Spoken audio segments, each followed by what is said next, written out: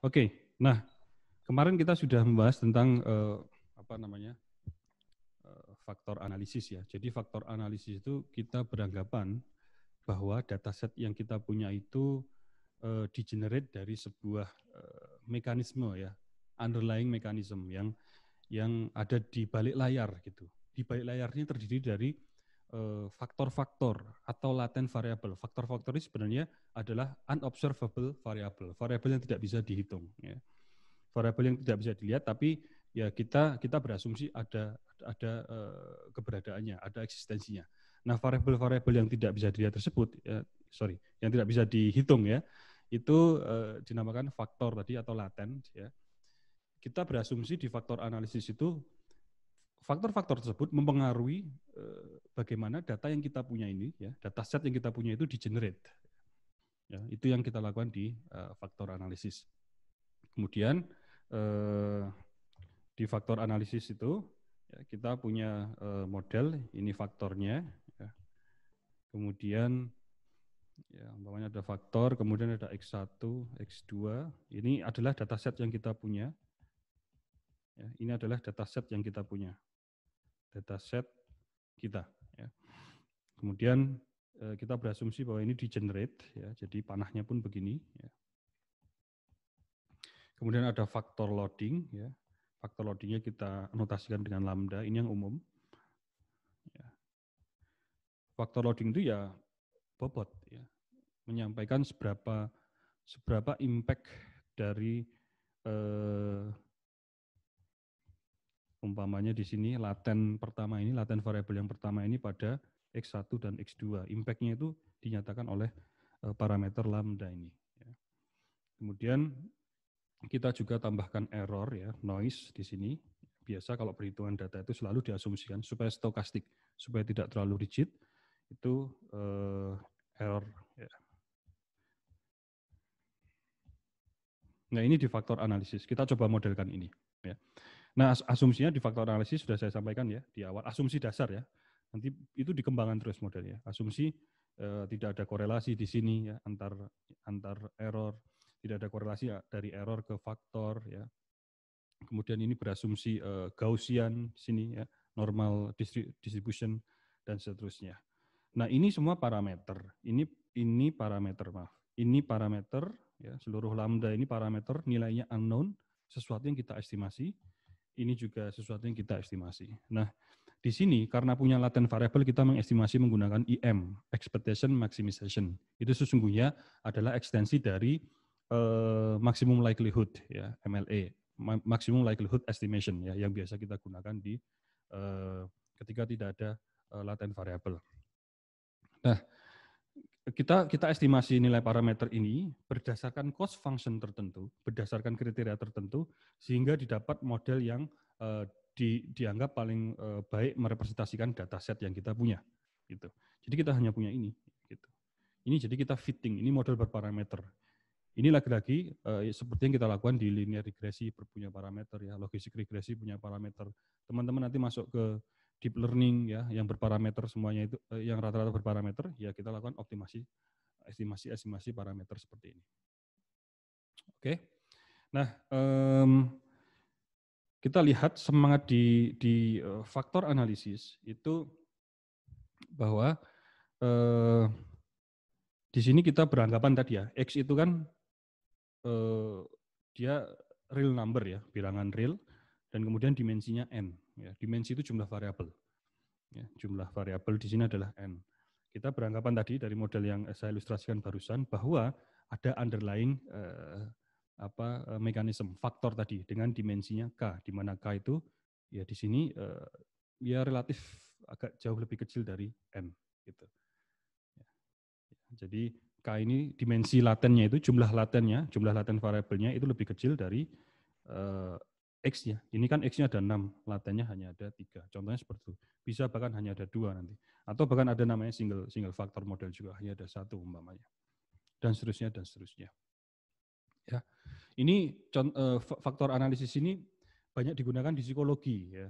Salah satunya. Ya. Kenapa? Karena banyak aspek-aspek di psikologi, contohnya di sini, itu yang tidak bisa diukur langsung melalui melalui observe variable X ini. Ya. Contohnya apa? Kebahagiaan. Ya. Bagaimana mengukur kebahagiaan secara langsung? Kan sulit. Bisa diukur dengan X1 umpamanya, seberapa banyak dia senyum, ya, umpamanya ya. Kemudian X2, berapa besar gajinya, ya, umpamanya ya, gitu. Jadi diukur lewat proxy namanya, lewat observe variable ini, ya, lewat jembatan item-item ini, ya, observe variable. Ini sendiri tidak bisa langsung diukur. Makanya model ini sering digunakan di psikologi. Ya. Kesejahteraan, bagaimana mengukur kesejahteraan hanya dengan satu kriteria? Kan sulit. Ya. Kesejahteraan mungkin dari macam-macam ya, dari mulai berat badan ya, mulai dan segala macam. Ya. Gitu. Oke. Ini jadi model faktor analisis salah satunya banyaknya salah satu aplikasi yang sering di psikologi ya. Nah, model FA tadi yang kita bahas di pertemuan lalu itu adalah model model yang probabilistik ya. Ada unsur stokastiknya, ada unsur ketidakpastian, ada unsur mencoba ya, melihat peluang. Di mana ketika kita menggunakan IM ya.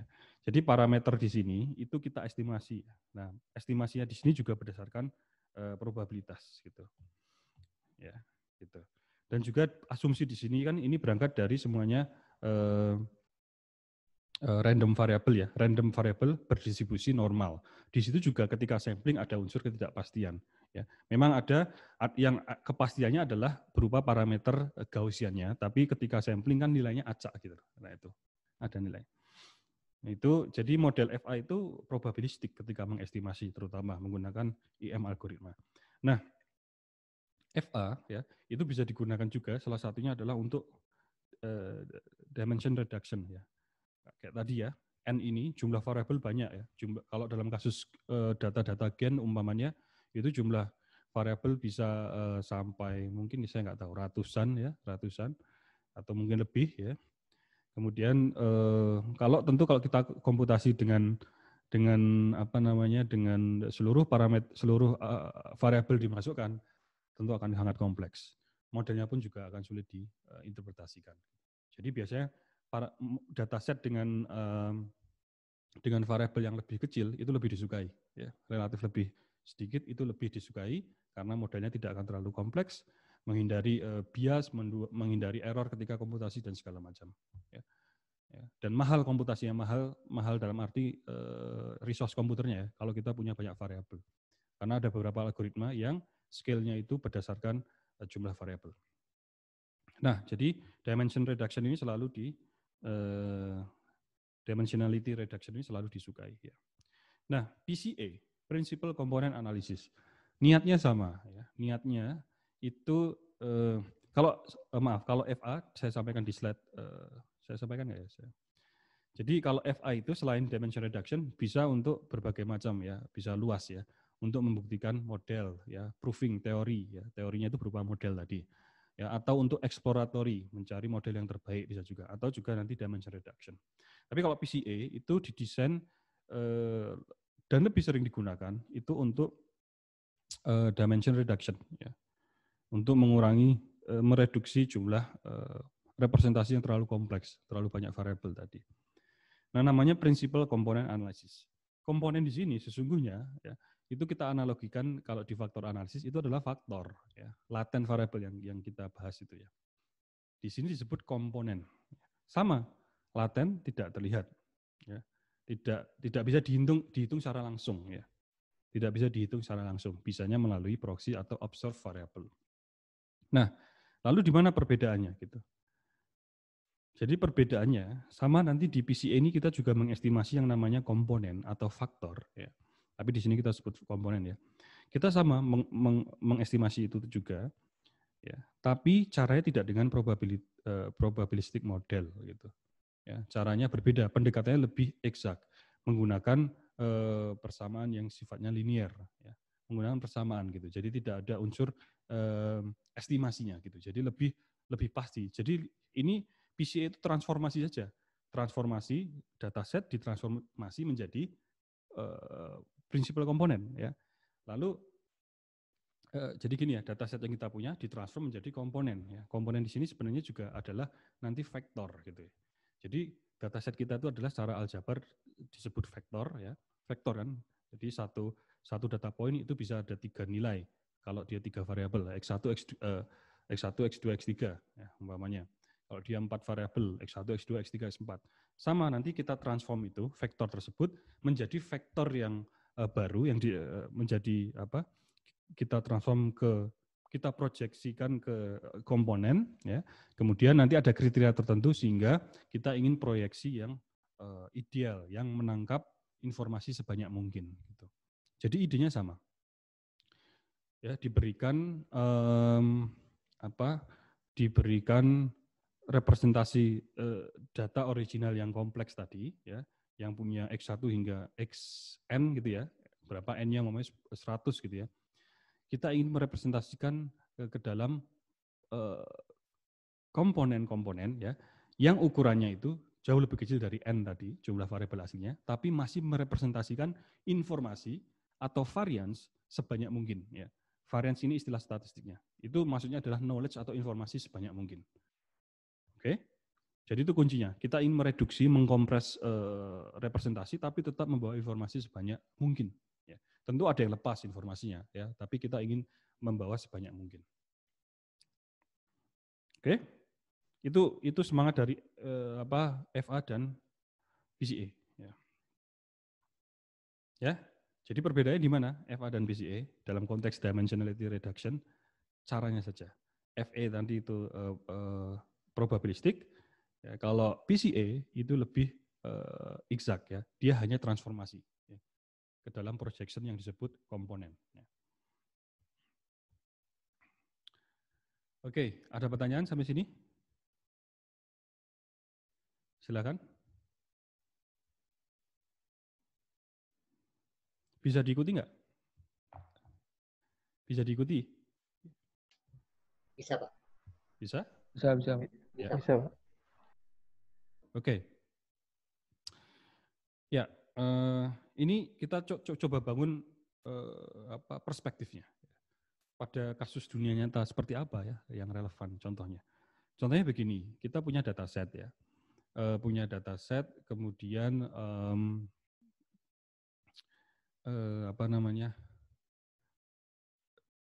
dataset tersebut tentang mobil ya. Ini tentang mobil.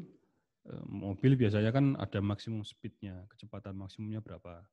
Ada jumlah rodanya sepakat ya, 4 ya rata-rata ya. Ada jumlah silindernya ya kalau di mesin. Ada pemakaian bensinnya per kilometer ya, mulai kalau dalam kota asumsi dan seterusnya ya. Dan seterusnya. Jumlah kursi ya, ada 4, ada 2, 4, mungkin 6, 7 ya gitu dan seterusnya. Itu variabel-variabelnya ya. Ya, variabelnya maksimum speed, ada jumlah kursi, ada jumlah pintu bahkan ya, kemudian jenis personnelingnya otomatis dan segala macam. Nah, ini bayangkan ada 2 variabel ya. Bayangkan ada 2 variabel yang sama-sama menghitung maksimum speed. Ya. Bayangkan ada 2 variabel yang sama-sama menghitung maksimum speed, namun berbeda unit. Satunya kilometer per jam, satunya miles per jam. Ya, miles per jam kan juga relevan di MPH ini kan relevan di Amerika. Satunya mereka pakai miles dan pakai inci ya. Jadi agak roaming kalau di sana. Ya, 1 miles mungkin 1,3 kilo ya. Nah, salah satu itu variabel 1 ya. Variabel lainnya itu sama-sama menghitung kecepatan tapi dalam kilometer per jam. Nah, kita tahu kalau satu mobil kita amati, kita catat ya. Dan umpamanya kita lihat yang miles per jamnya ya. Mil per jamnya ya. Kalau semakin bertambah cepat secara mil per jam, kira-kira dengan ukuran kilometer per jam juga bertambah cepat tidak?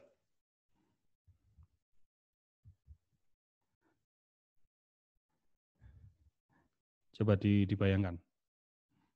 Kalau hitungan MPH-nya itu bertambah, ya, maka hitungan kilometer per jamnya bertambah tidak?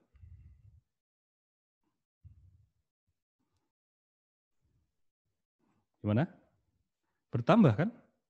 Sama saja kan? Kalau mobil itu cepat, mau dihitung sebagai MPH melalui unit MPH atau kilometer per jam, miles per hours atau kilometers per hour, ya sama saja, sama-sama tambah cepat gitu. Kalau memang dia bertambah cepat gitu. Ya, jadi di sini poinnya adalah ini memang betul berbeda unit dua variabel ini, tapi mereka sangat linearly dependent. Mereka linear gitu loh. Yang satu naik, ya, yang satunya juga pasti naik gitu.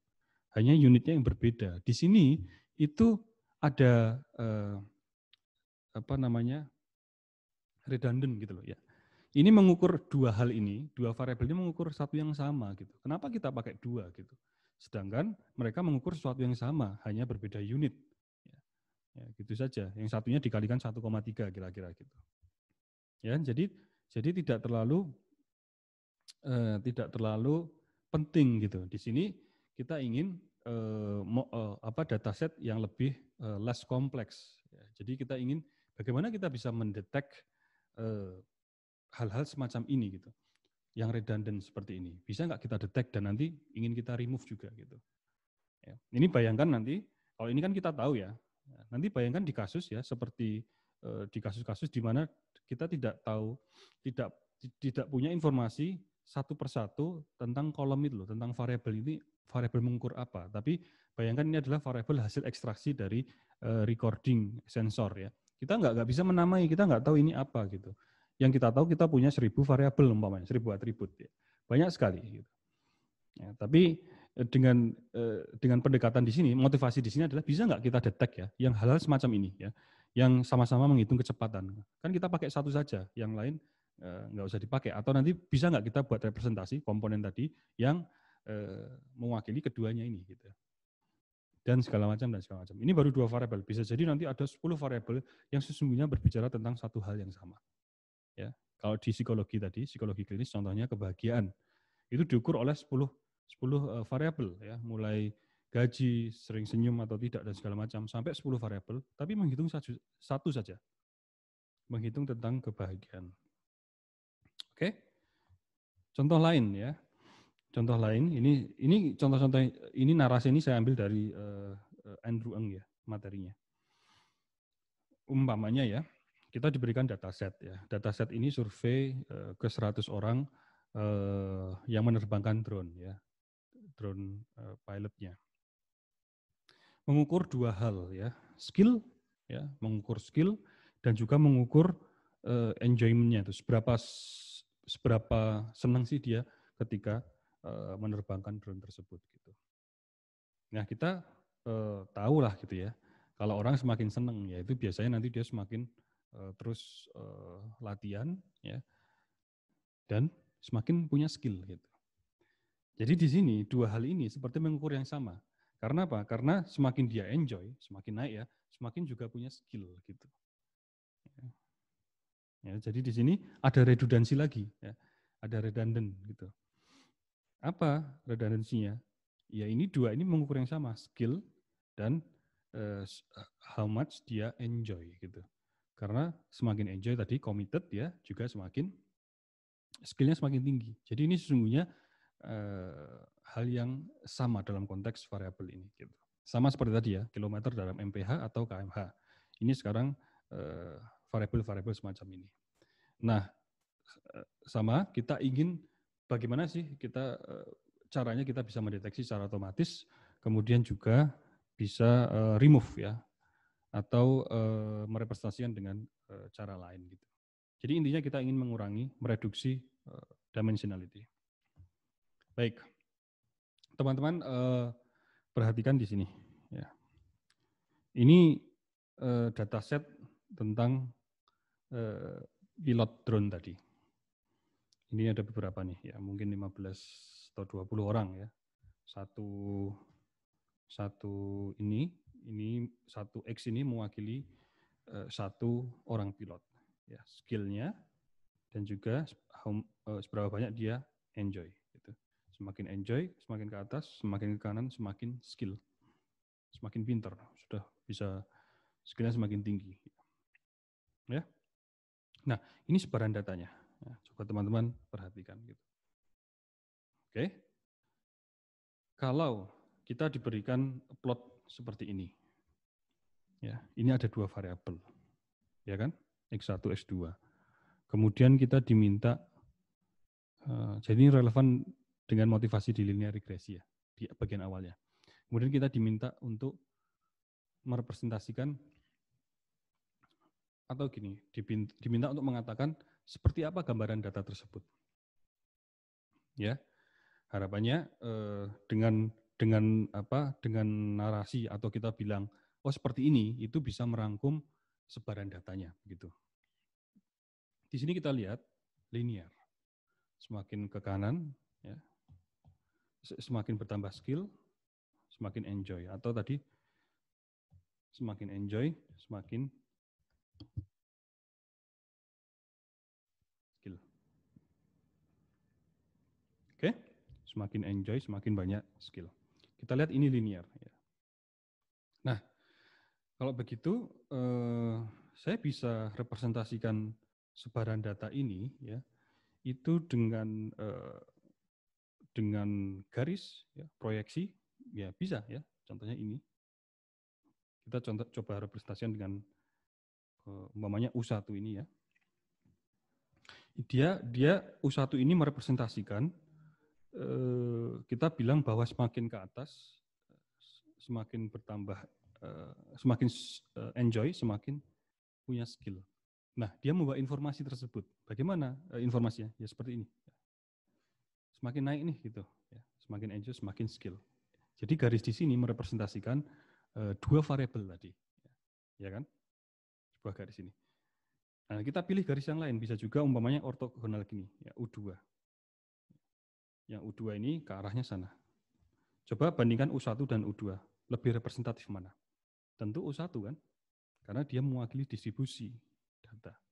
Kalau U2 arahnya ke sana gitu. Sedangkan sebarannya itu lebih cocok dengan U1 yang ke sini gitu. Jadi di sini kita bisa memanfaatkan arah seperti ini ya. Arah di sini adalah sebenarnya vektor. Vektor kan punya arah ya, punya panjang, punya arah. Ini panjangnya ya, dan ini arahnya gitu. Jadi kita bisa nanti memanfaatkan ini untuk kita akan memilih arah ini, garis ini. Ini garis ini sebenarnya itu adalah apa namanya, yang akan kita sebut sebagai komponen. Jadi di prinsipal komponen analisis sesungguhnya nanti kita akan mencari-cari ya komponen ya ke sini dan seterusnya ya, ortogonal dia nanti begitu ya. Yang paling merepresentasikan data. Apa itu yang merepresentasikan data? Jadi kita lihat kalau dia sejalan seperti ini, representatif itu, dia menangkap varian sebanyak-banyaknya.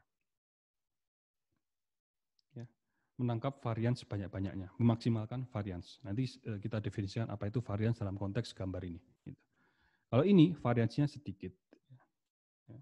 Ini kita lihat ya, varians itu apa. Atau saya ingin kembali ke konsep linear regresi, Pak. Kalau garis itu, maka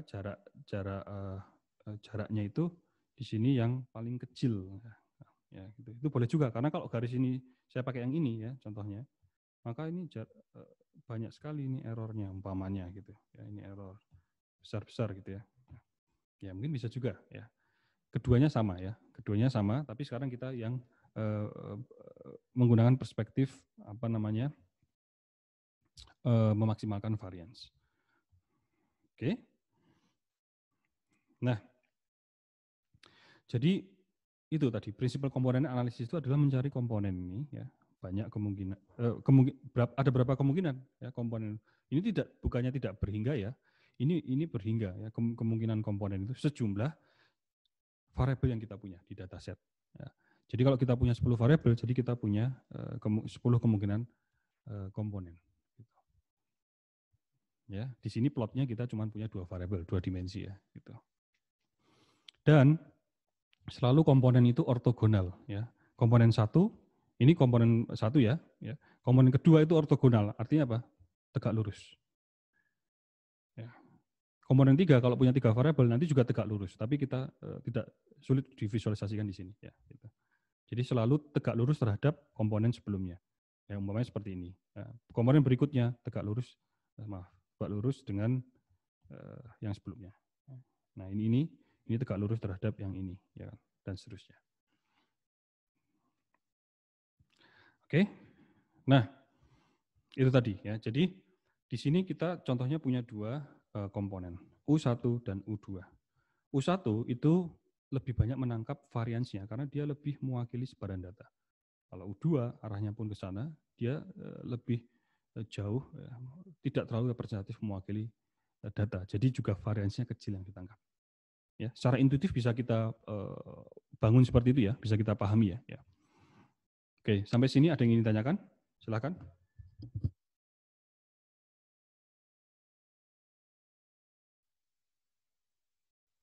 Ada yang ingin ditanyakan sampai sini?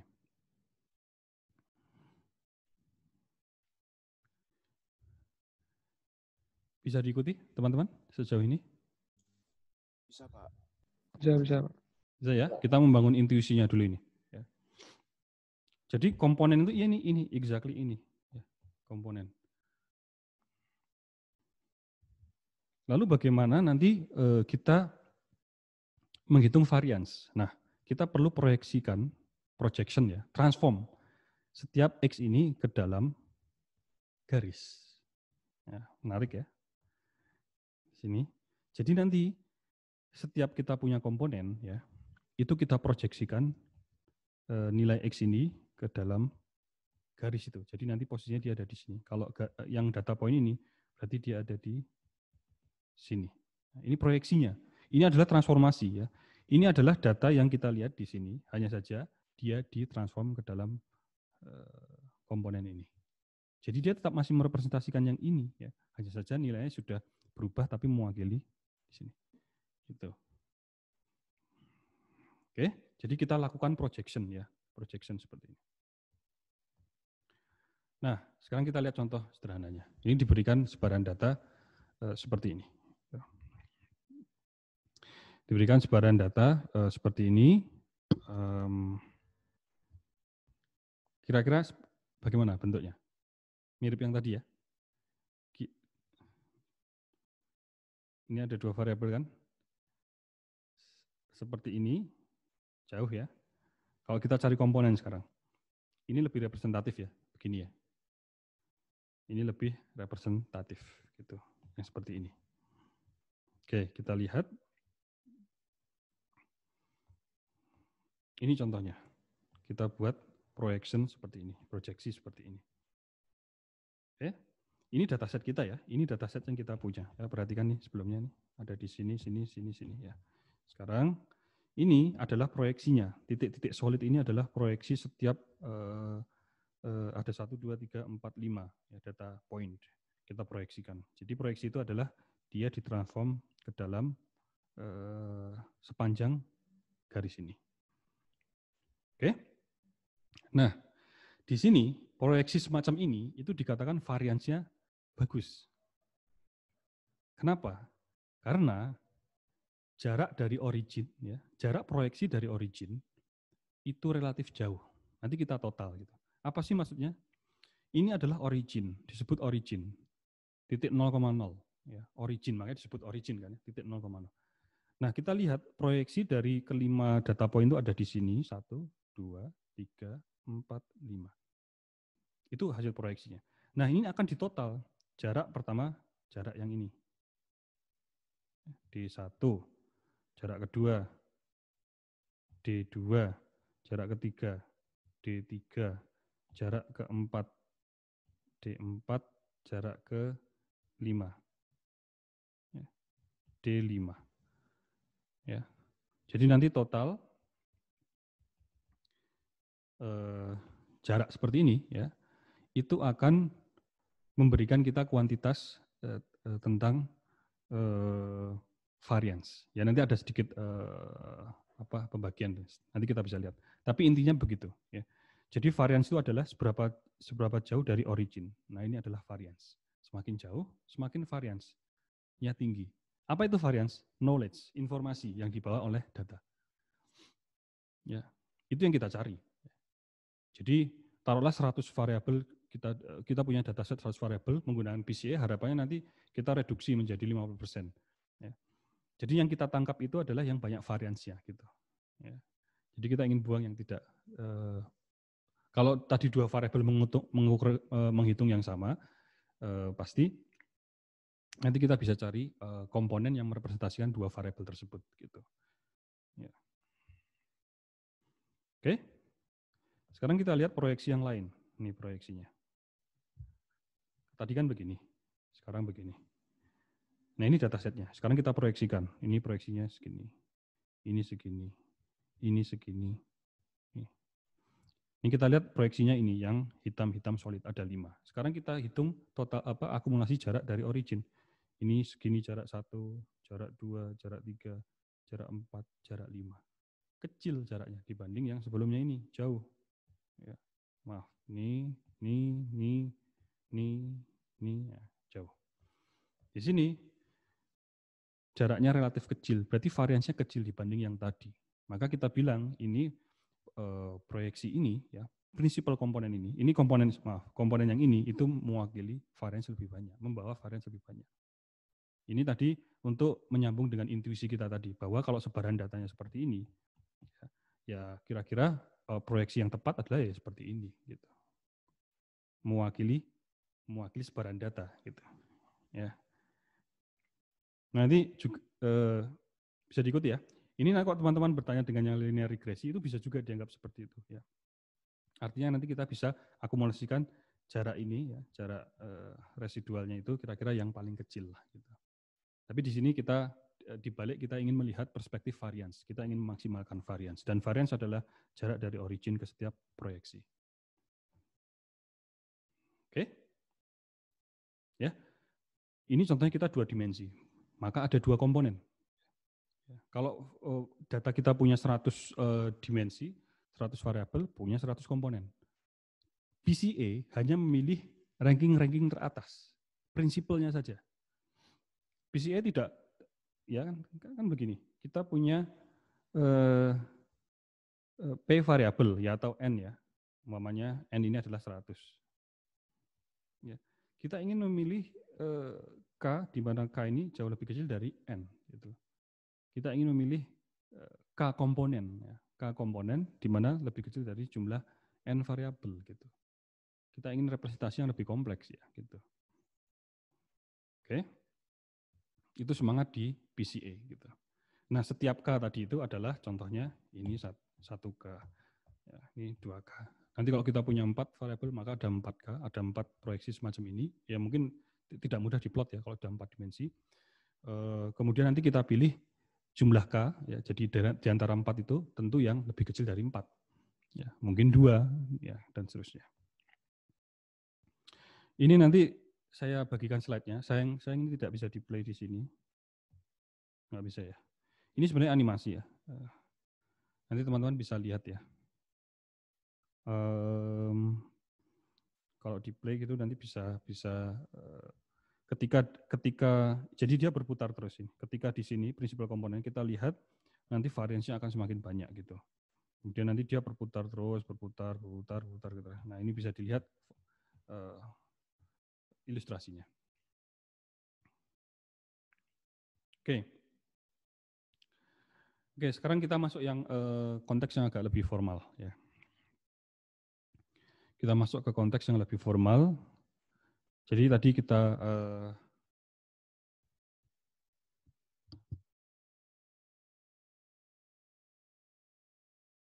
bangun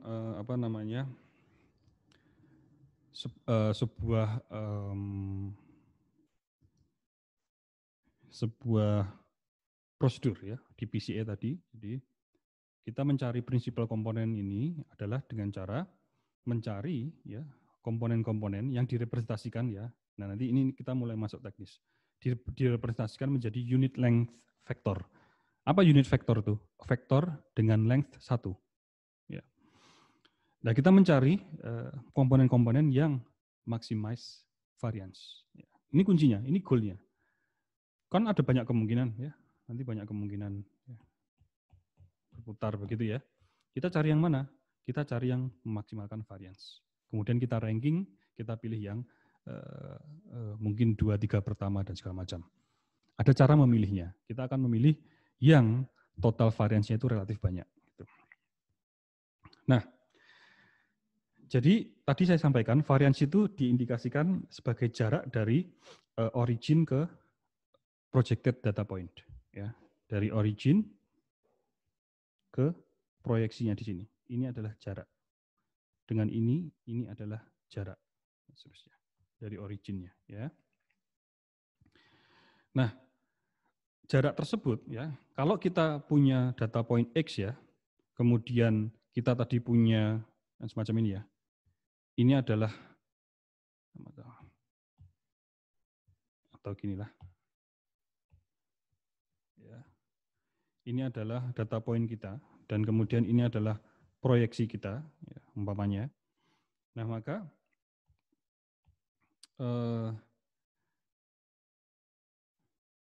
ini proyeksi kita, ya, yang ini adalah U dan X ini adalah data point kita. Nah, untuk melihat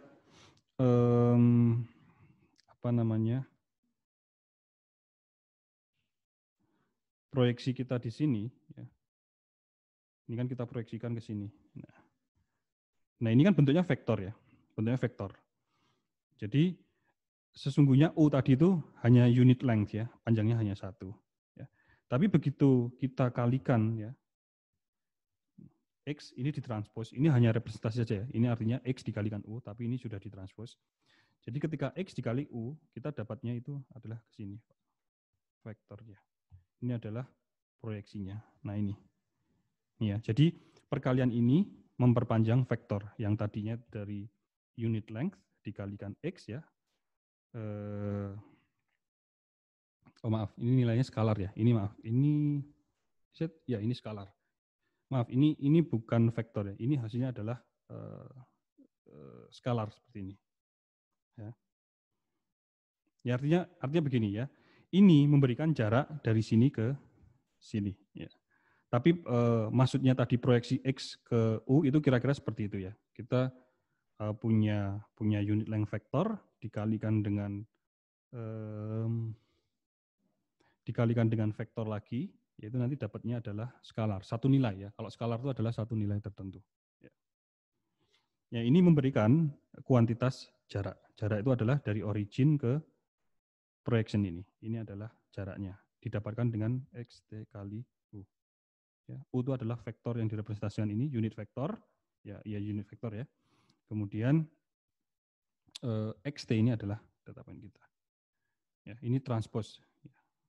Jadi X-nya nanti bisa kita bayangkan, biasanya kan representasi vektor itu kolom, ya. Kolom, ya.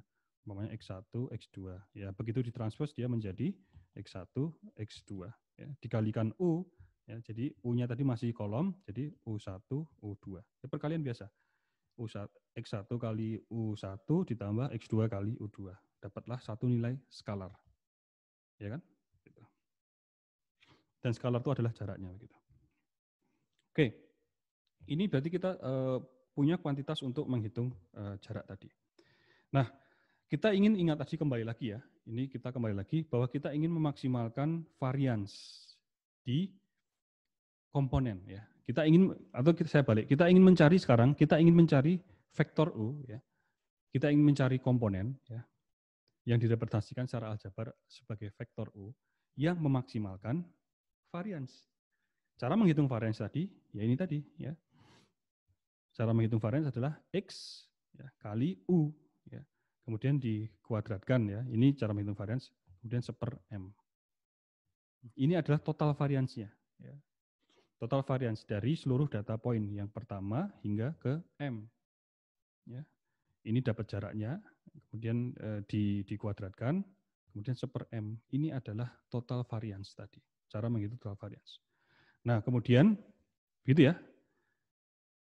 Setelah kita dapat ini, total variance, kalau kita breakdown matematikanya, ini bisa kita tulis, ini kan X kali U, ya. Ini setiap X, ya.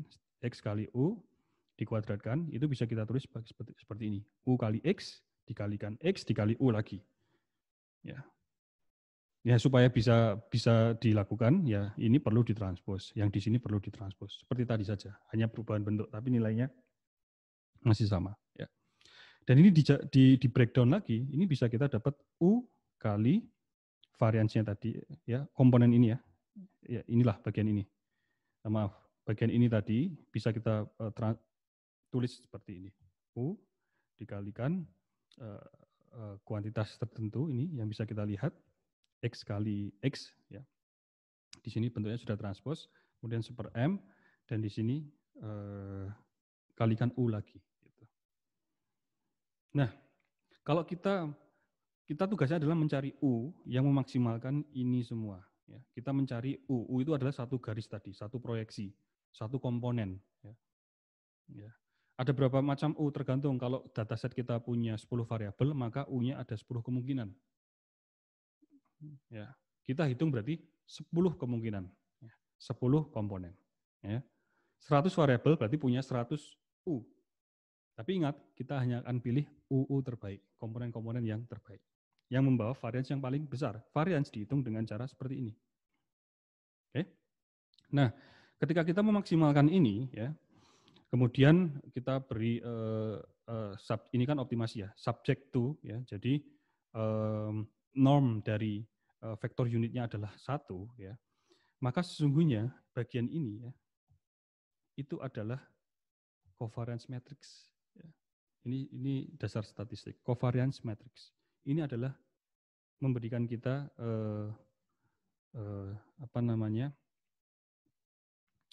covariance matrix ya, correlation matrix ya, sama. Bedanya kalau correlation sudah dibagi standar unitnya, standar deviasinya, gitu. Sudah di scale, sudah dinormalisasi. Jadi ini adalah covariance matrix ini, menariknya. Dan inilah ya prinsipal komponen nantinya ya, yang dengan persamaan seperti ini sesungguhnya disebut eigenvectors. Ya. Eigenvectors itu ada di fundamen, saya lupa, fundamen matematika atau matematika lanjut. Kira-kira 2 tahun terakhir ini kita sampaikan. Seingat saya, mungkin sebelumnya juga sudah diajarkan. Tapi seingat saya di situ, di matematika lanjut ya, saya lupa. Ya, jadi sesungguhnya ini yang kita cari, yang memaksimalkan ini tadi ya, yang memaksimalkan quantity ini, itu adalah eigenvector dari covariance matrix. Menarik ya. Menariknya kenapa? Karena nanti prosesnya menjadi simple. Cara mencari PCA itu menjadi hal yang relatif simple gitu. Oke. Nah, yang ini saya lewati sebentar. Nah, ini prosedurnya jadi seperti ini karena kita tahu bahwa untuk mencari U atau komponen yang memaksimalkan proyeksi ini, memaksimalkan varians, itu ternyata kita tahu bahwa di sini sesungguhnya ini adalah menghitung covariance matrix. Kalau begitu ini artinya disebut sebagai eigenvector covariance matrix ya dari persamaannya itu. Maka prosedurnya jadi cukup straightforward ya. Yang pertama ini PCA itu ya. Pertama standarisasi datanya. Standarisasi itu dinormalisasi. Nanti saya jelaskan bagaimana cara normalisasi. Ya, relatif sederhana ya. Kenapa? Supaya antar satu variabel dengan variabel yang lain itu kira-kira punya impact yang sama dan comparable. Contohnya apa? Contohnya kalau kita punya 2 variabel, satunya gaji dalam rupiah. Berarti kan skalanya umpamanya UMR, mungkin 1,8 hingga 5 juta. 6 sampai 7 digit kan. Variabel yang lain itu berat badan. Nah, berat badan ini kan paling umum kan ya 2 digit ya. Kalau kilo ya mentok 3 lah ya gitu, mungkin ada ya gitu. Tapi yang satunya 7 digit, satunya 3 digit. Ya tentu kalau kita langsung hitung covariance matrixnya itu tidak berimbang gitu. Supaya berimbang kita skalakan. Jadi skalanya nanti menjadi menjadi antara 0 sampai 1 umpamanya seperti itu. Ya. Jadi ternormalisasi istilahnya. Oke, setelah distandarisasi, kemudian kita compute covariance matrix. Ini hampir di R, di Python, di MATLAB, hampir di bahasa-bahasa pemrograman untuk analisis itu sudah banyak fungsi built-in-nya, fungsi natifnya itu sudah ada. Ya. Kemudian setelah dapat covariance matrix C, ya, kita cari eigenvektornya. Ini di R pun juga sudah ada, namanya eigen ya, fungsi seperti ini. Eigen atau eig ya. Ya antara itu, nanti mudah dicari itu. Ya, eigenvektor pasangnya eigenvalue ya. Coba dibuka slide matematika lanjut yang vektor ya, seingat saya. Nah, eigenvektor ini itu memberikan prinsipal komponen analisis. Jadi dia bentuknya vektor. Seperti umpamanya ya, kita punya X1 sampai X5. Jadi nanti prinsipal komponen analisis itu ini eigenvektor yang pertama disebut prinsipal pertama. Jadi di sini nilai 0,1 dan sampai berapa. Ini nanti P2 dan seterusnya sampai nanti ada P5. Ini vektor. Ini adalah eigenvektor. Ya. Nah, setelah dapat prinsipal komponen tadi, kita proyeksikan ya, X ini kita proyeksikan ke sini. Ya. X ini kita proyeksikan ke sini menjadi data-data yang solid di sini. Ya, data-data yang solid tadi itu diproyeksikan dengan cara seperti ini. Y ini adalah ya, kalau kita lihat tadi, ya, ini kemudian ini adalah mulai proyeksi kita. Ya.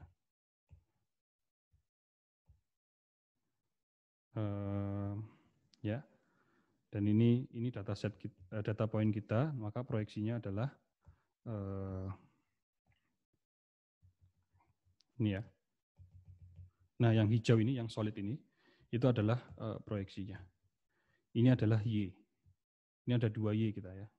Y ini adalah, berarti proyeksinya adalah, ya, umpamanya ini adalah yang merah ini, komponen yang pertama ya. Ini umpamanya adalah U1. Ini U1. Jadi, ini U1 ditransfer dikalikan X ya. Ini ya dikalikan X ini dapatlah ini, dan ini adalah Y. Ini adalah Y. Nah, setiap data point itu ditransformasikan ke seluruh komponen. Ya, komponen kedua umpamanya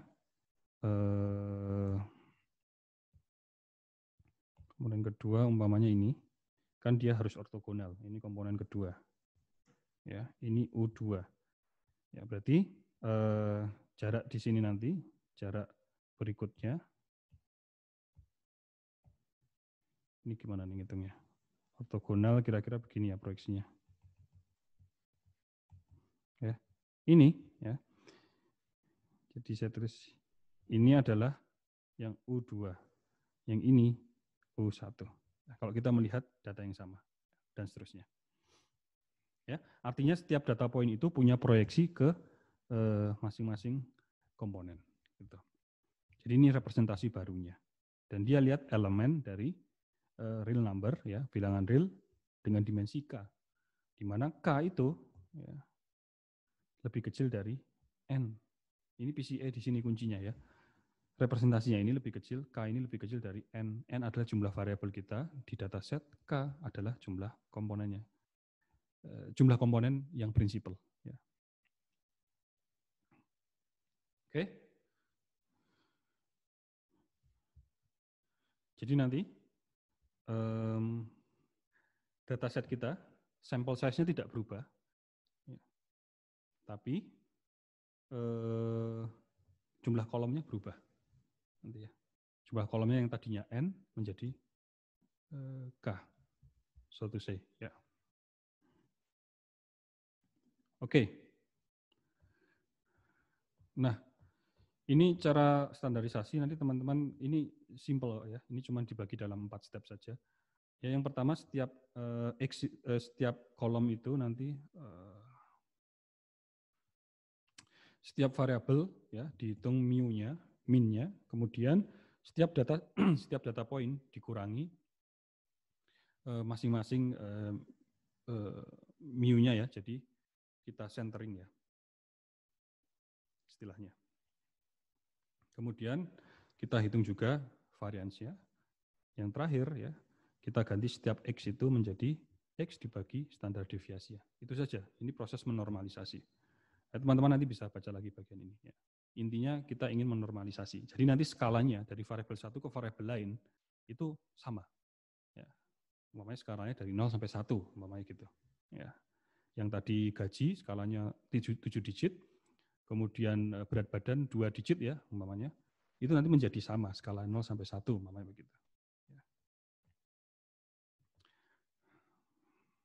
Ya. Oke, nah nanti kita bisa plot juga variansinya. Ya. Kita bisa plot varians. Ini adalah plot dari varians yang dibawa ya, dari setiap komponen. Ya, ini contohnya dataset kita punya 10 komponen, 10 variabel, maka didapatkan 10 komponen. Dan ini adalah plotnya. Kita lihat komponen pertama, ya, ini yang tadi gini ya, ini namanya komponen pertama U1, nanti komponen kedua U2 ya, dan seterusnya. Ini U1, U2, U3, U4 dan seterusnya sampai U10. Kita lihat komponen pertama itu membawa 40% varians dari seluruh data, bayangkan. Bayangkan dari 10 variabel, kalau kita ambil variabel komponen pertama ini saja, itu sudah mewakili 40%. Kalau kita tambah komponen kedua, berarti kita ini 40 ditambah hampir ini 20. Hampir 60%. Cukup dengan 2 komponen. Kalau kita ambil 3, maka berapa nih? Ini 40 lebih, ini 20 kurang, berarti ini sudah 60 ya. 2 ini 60, ditambah mungkin 13, ini sudah 75-an lah, 73, 75. Kalau kita ambil 4, ini sudah 75 ditambah, ini hampir 10, sudah 80 lebih. Ambil 4 saja, ya sudah 80% varians. Kalau saya milih ini, artinya kita pakai 4 variabel baru ya, 4 variabel. Ini untuk memberikan impresi bahwa cukup 4 saja kita sudah dapat 80% informasi.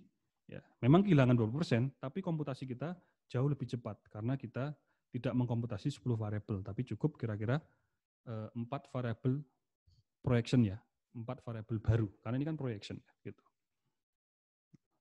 Atau itu satu opsi ya. Intinya gini, kita melihat bahwa cukup 4 komponen saja itu bisa mewakili 80% data tanpa harus 10 komponen. Gitu. Ya. Oke, itu cara salah satu arah bagaimana kita mereduksi dimensionality. Gitu. Nanti di tutorial, insya Allah kita perjelas dengan contoh-contohnya. Gitu.